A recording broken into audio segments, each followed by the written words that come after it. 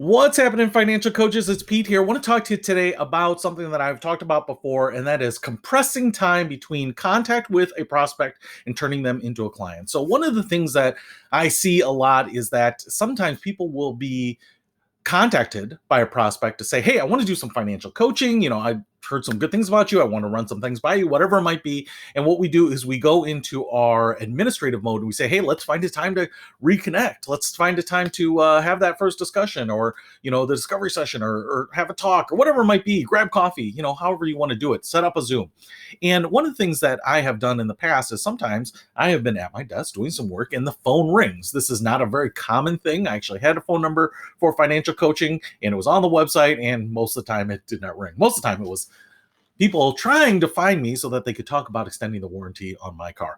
But sometimes I would get surprised and I say, hey, yeah, I would love to contact or to talk with you and do some coaching. And one of the things that I did after time was realize that if I were to take someone who had the motivation and felt the urgency to pick up the phone and call me, which I think for most people is their least desired method of reaching out to people, and I have them on the phone and I have the time, I should coach them right away. In fact, instead of, and oftentimes I would say, hey, I can email you a link to my calendar. You can grab a time that works for you. And sometimes people would do that. But when you've got someone motivated like that, and if I have the time, why not just say, which I would just do is I'd say, hey, listen, I've got a little time right now if you want to talk, right? Let's talk about what you've got going on. What are you working on? What's ailing you? What's on your mind? What are you curious about, right?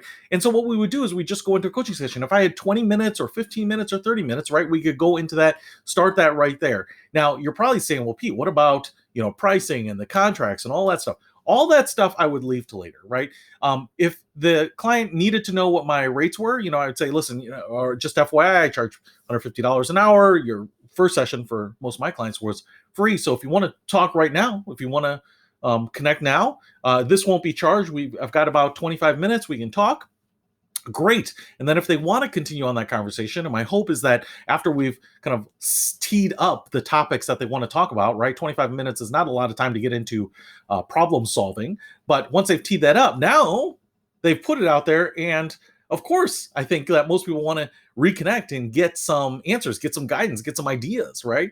Help brainstorm, get inspired to tackle their problems. And so I would just get into that right away. And especially on that first session, because it wasn't charged for me, I would just try to run it live if I could. So what I didn't want to do is take someone who has said, oh, I've got this issue and I want to do it right now. It's kind of like me. I called my dentist to set up a time, and for a cleaning, and they don't have anything for 2 months out. But I'm calling right now because I certainly could go in right now. If they told me, hey, I've got something tomorrow morning, I'd probably go in.